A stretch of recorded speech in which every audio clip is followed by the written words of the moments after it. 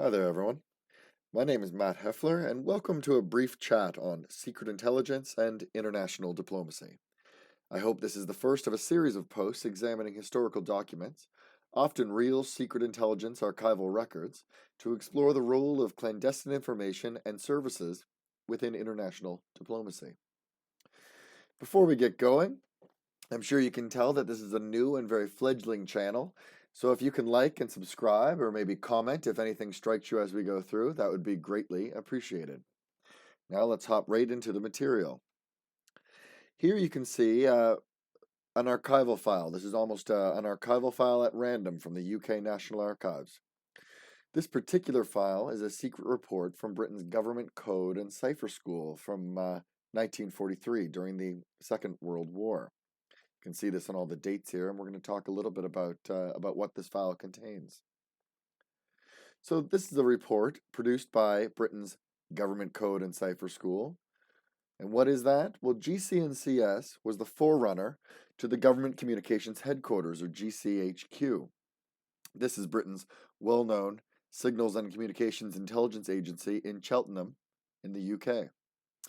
Today, as you can see, the modern GCHQ is in a very fancy-looking facility known as the Donut, but its predecessor, the Government Code and Cipher School, was in much more humble surroundings. During the Second World War, most of the operation, at least the key military side of GC&CS, the Government Code and Cipher School, was outside London in a country manor, the name of which has become rightly famous, Bletchley Park. You can visit Bletchley Park today, and it was there that much of the work on breaking the German code system Enigma was done, which produced intelligence called Ultra, which was given to a very select group of people, including Prime Minister Winston Churchill.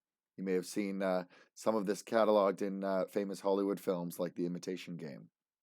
But the civilian side of GC&CS, or the handling of much of the diplomatic traffic of either friendly and mostly neutral and sometimes enemy countries during the war, was handled at a facility on Berkeley Street in London.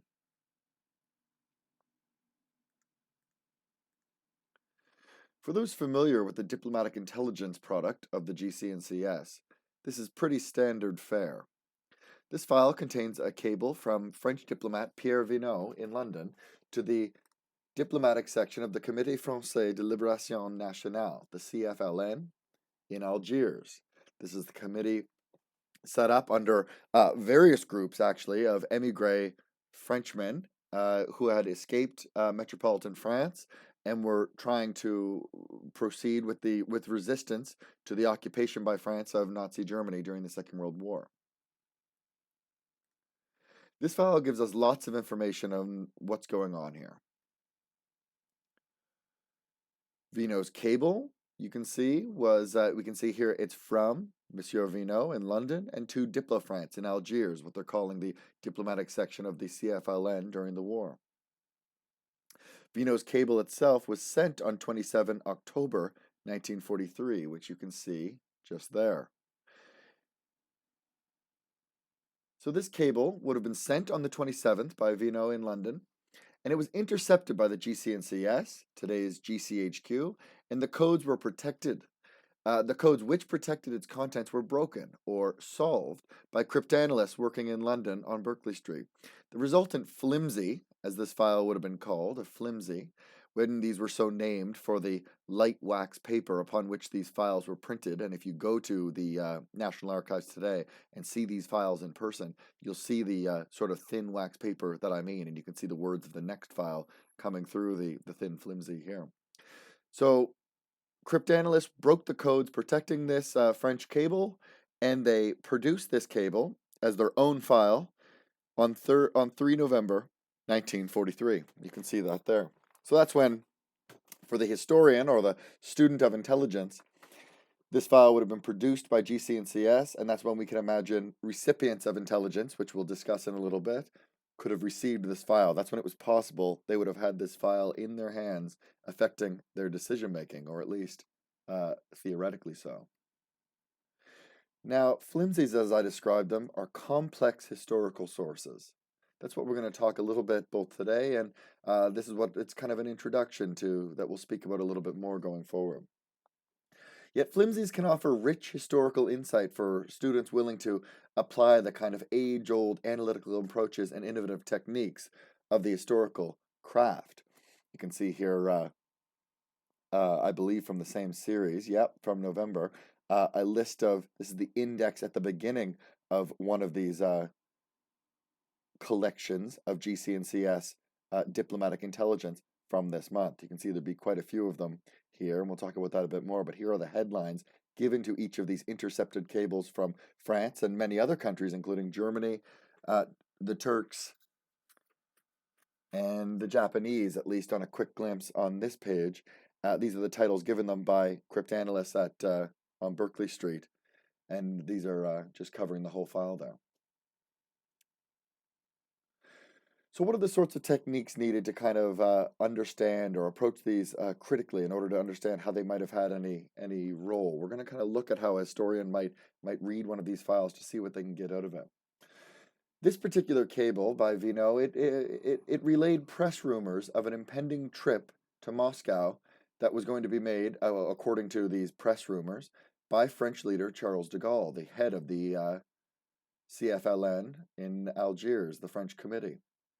Supposedly, the visit for de Gaulle to visit Moscow had been arranged at the behest of the or at the initiative of the Soviet government in Moscow, headed by Premier Joseph Stalin.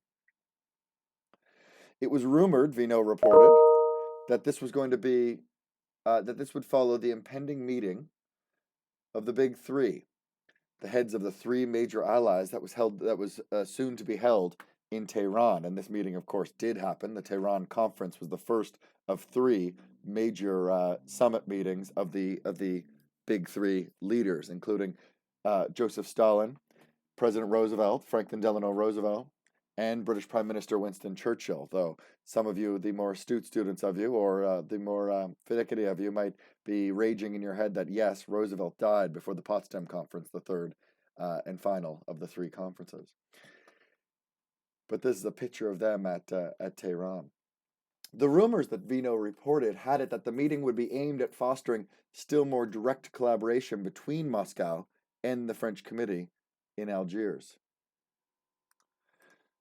So with this kind of overview of the cable, what do you think we can learn from this intercepted cable? Do you think it tells us anything about the Second World War? About great power relations, maybe? Or maybe about the way that GC&CS collected or produced intelligence?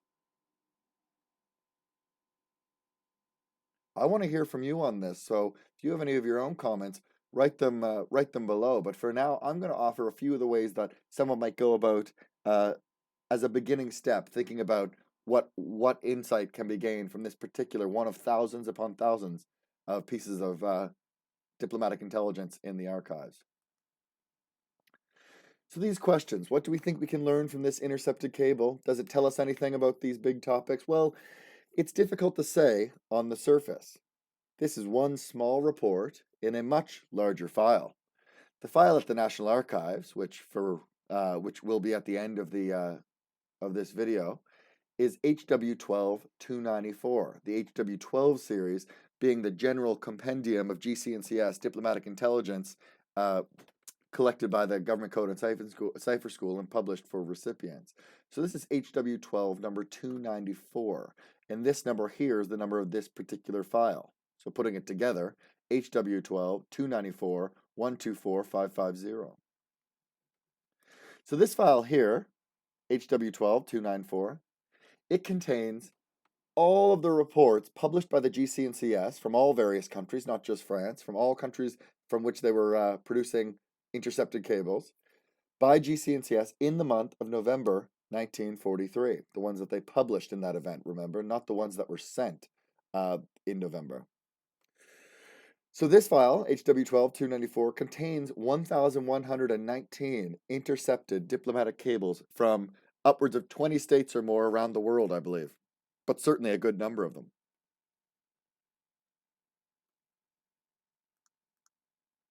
Like most intercepted cables, this one can be very misleading.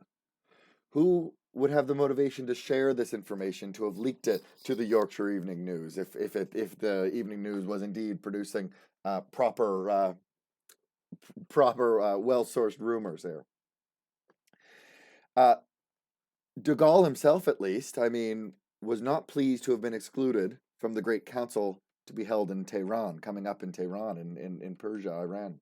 The French were constantly frustrated. The French committee was constantly frustrated at their exclusion from the councils of the Big Three. Now, of course, one of de Gaulle's greatest achievements, arguably, was to actually find France a say among the victors of the Second World War after the French defeat and occupation and the traumatic experience of both. But at least during the war, the French, whether in Vichy in the collaborationist regime or in the French Committee in Algiers, could influence very little the councils of the three great allies fighting the Nazis and the Japanese and the Italians until recently in 1943. The French were frequently forced to play up relations with Moscow in order to break through what were sometimes the frosty exterior that was put up by their Anglo-American allies, who de Gaulle, the British and the Americans, who de Gaulle and many leading French decision makers would have much preferred to be working closely with. Perhaps Vino's message here back to Algiers is confirming that a story he had leaked to the Yorkshire Evening News had been picked up. Maybe this is just part of a French effort to kind of not necessarily drive a wedge between the Big Three, between the Americans, British, and Russians, the Soviets, although Churchill would have sometimes put it in those terms, but perhaps more to just kind of stir the pot a little bit, try to remind people that that de Gaulle and the French Committee were interested in having their voices heard. Yet Vino says in this in his message that was intercepted that he had reason to believe that the information came from a Mr. Polyakov. Now, can any of you tell me if that was Joseph Polyakov? I didn't have time to track down that reference. I once had sought information on this figure because he has appeared in other. They've appeared in other GC&CS files through my research, but I can't recall the details of Polyakov right now. So he was moving around in British circles. So be sure to let me know if you know, and let me know in the comments. So we've thought a little bit about the contents of the cable, but it's difficult to know what we can make of them. So what can historians make if the contents are not that especially forthcoming of this one minor intercepted cable? What can the structure of the flimsy tell the historian? At the bottom of an HW12 file of a GC&CS flimsy, one finds the distribution of that flimsy, i.e., that's to whom GC&CS sent copies of this particular report. And this is really useful information because while you're trying to often put together information from the back end of the archive while reading this stuff, at least this can tell you at least who in British policymaking would have had this particular report or another one you might be trying to analyze. There's the usual suspects. So the director of the Secret Intelligence Service, SIS, Stuart Menzies. He's the first one mentioned there, the director. So Menzies ran the Secret Intelligence Service, SIS, or MI6. You might be familiar with it, named the home of the fictitious 007, James Bond. And because at this time, GC&CS was kind of a part of SIS, but SIS was the kind of organization that oversaw GC&CS at this time, and SIS itself being under the Foreign Office. Kind of that was the regular chain of command. So Menzies received everything. So he had some archive of everything that GC&CS produced. Then we've got the next list here. 3 copies went to the Foreign Office. So who do we have receiving it there? At the Foreign Office, these 3 copies we can assume with pretty good confidence from other research that other academics have done and other people have traced out, is the number one is the Secretary of State himself, Anthony Eden, and kind of the heir apparent to under Winston Churchill in the conservative establishment.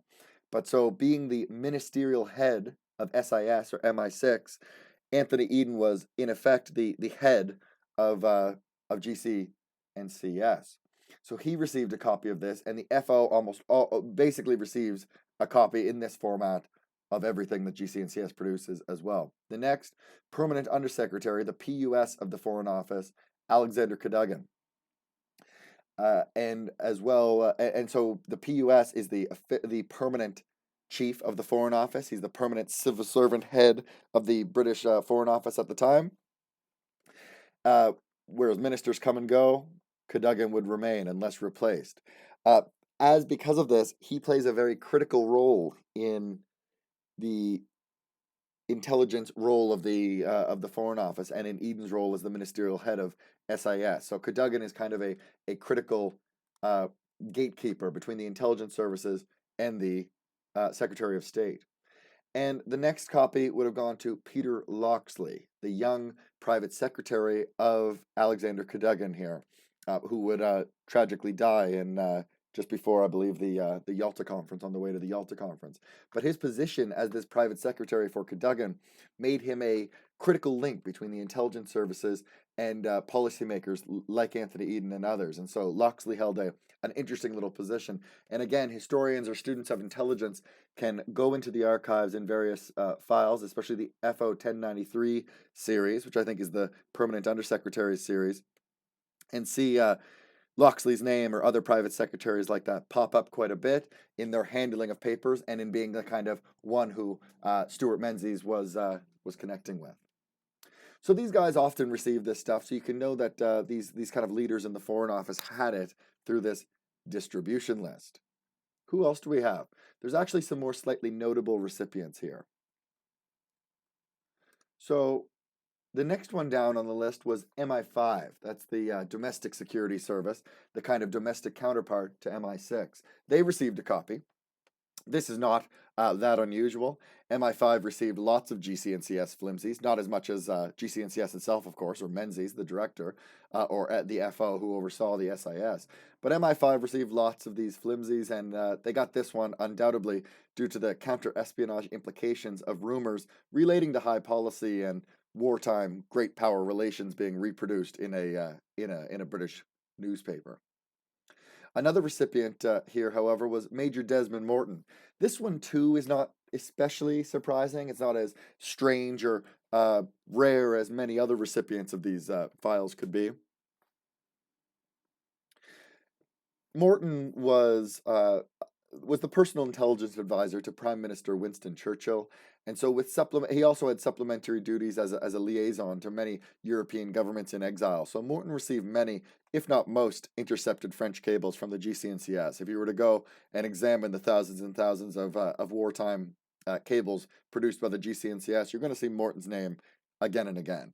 But still, Morton and MI5, I would argue that they are more rare than the Foreign Office files and the ones going to Menzies, and I would argue that the intelligence historian might be able to suggest that these give a better indication of what at least cryptanalysts who were deciding on this distribution felt the contents of this material meant and who it had to be delivered to, and that for us as the historian, I think, can tell us a little bit about where they were, what the cryptanalysts dealing with this material day in and day out thought of this particular report, and I think that really matters.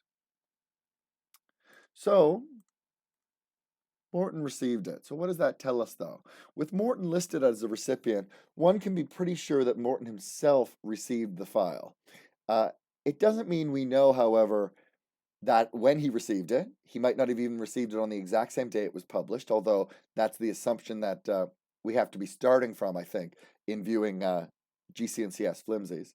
It doesn't mean we know if or when Morton ever even read the file, although if you read the work of scholars of Morton, or if you look into him as an intelligence creature, he was certainly an intelligence specialist who kept up on French matters. And also, perhaps more importantly for the historian, trying to think of how individual files like this one or like others had any role in British policymaking or British decision-making, British diplomacy, and international diplomacy more broadly, does it mean that if Morton received this, that Winston Churchill himself, the Prime Minister, does it mean that Churchill himself ever read this file or heard about it from Morton? Well, no, we don't know the answer to any of these. We don't know if Morton ever really received it, although we can assume he did. It doesn't mean we know that he ever even read it, although it's very likely he did. And we certainly don't know if Churchill ever received any information on this from Morton or would have read it himself, even if he had been handed the file. Nevertheless, that's not quite a dead end. If you're trying to figure out the actual influence of a GC&CS flimsy, students of intelligence would be wise to look further. And one of the first steps I would send people towards is the HW1 series at the National Archives in Q. So this is not the HW12 series anymore, the general compendium of GC&CS diplomatic intelligence, but this is the HW1 series.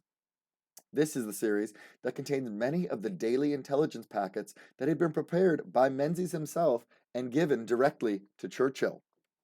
The HW1 series can give an idea of what intelligence was being provided to the Prime Minister. From markings on files, one can sometimes get a good sense of what he was reading or noting. You can see here that, for instance, here is the kind of many of the HW1 files have these little packets of intelligence, daily, small, slim packets, almost like a kind of early form of a presidential daily briefing, was given to Churchill on the 19th of December, 1944. So this is a particular packet prepared by Menzies for Churchill. The first are 5 special messages. I believe that's basically, if I'm not mistaken, that's ultra. To do with the German war effort being decrypted in Bletchley Park. That I could be wrong. Summary of naval messages that Churchill was always interested in. And finally, here 3 BJ or Blue Jacket reports, which is how these flimsies were often referred to at the time. And you can see the numbers here of their numbers similar to the one that was on the HW12 file that we're looking at. And you see C there for Chief of SIS or Menzies.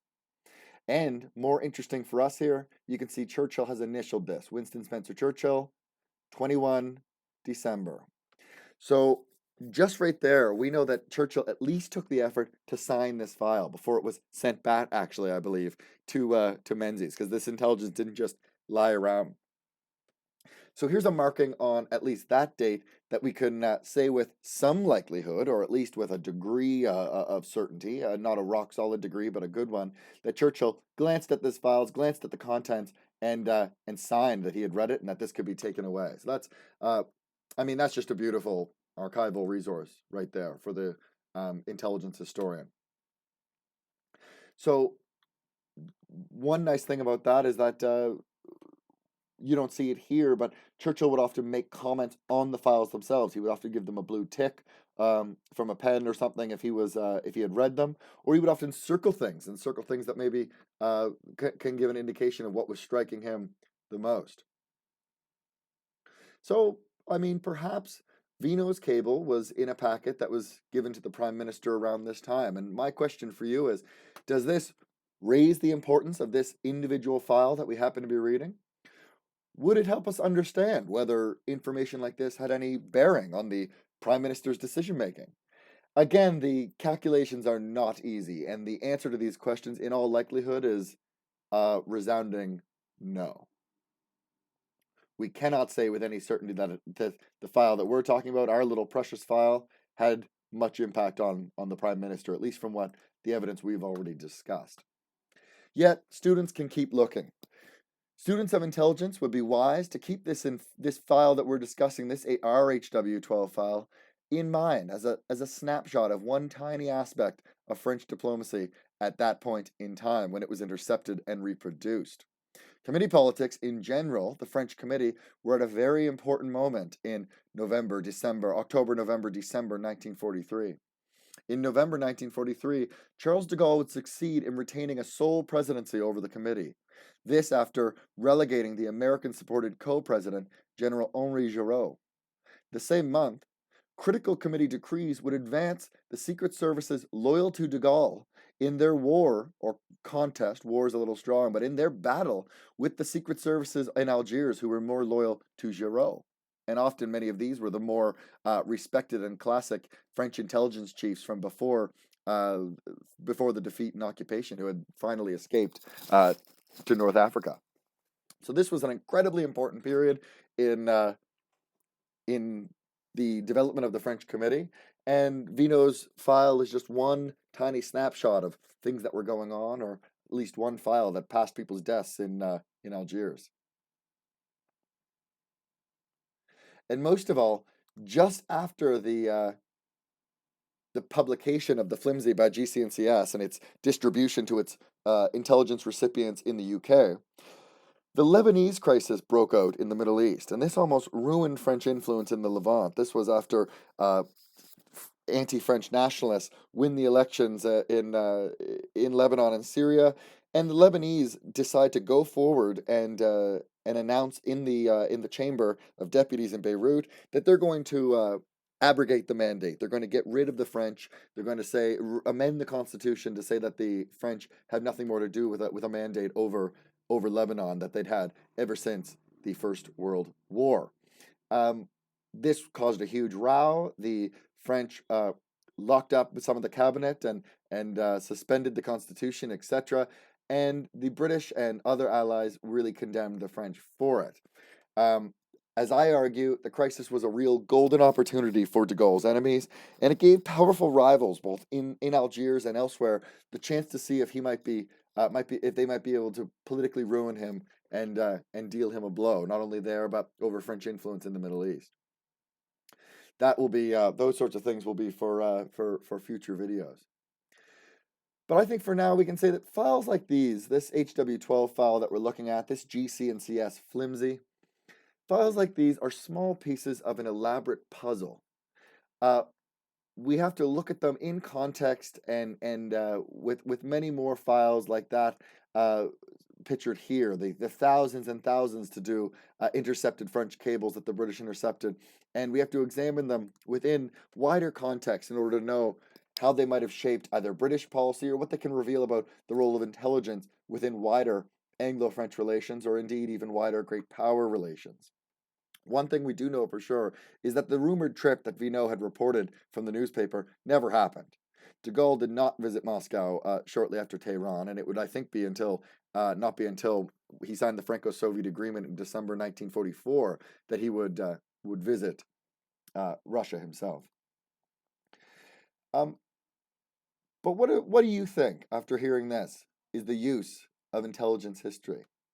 Do you, as the viewer of this and the few little points that I've tried to pin in the ground here, do you think there is any value in examining the impact or the information offered by archives of intelligence files? I'd love to hear from you if you had any thoughts on this material, and if you think these files are useful, if you think they're maybe just a big distraction from the regular practice of studying history, and I'll be interested to see what people think.